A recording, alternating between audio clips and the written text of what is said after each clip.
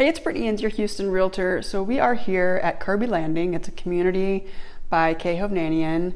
If you saw a few weeks back my video, it was a Pulte community showing a very similar style to this. I really like what K Hovnanian does with these townhome style, single family style homes, and I think if you liked the Pulte, you're really gonna like this one.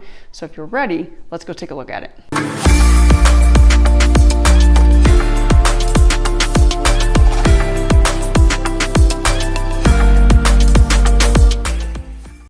All right, here we are looking at the Lincoln 2 plan. It is a 3-story plan, 1787 square feet, a 3-bed, 2.5 bath. The activity room, which is considered to be the 3rd bedroom, is on the 1st floor, behind the garage. The kitchen and living area is on the 2nd floor, and then all remaining bedrooms are on the 3rd. This is a great community to be very close proximity to the medical center in downtown. Medical center, you're looking at about a 10-minute drive. Downtown, 20 minutes. Enjoy.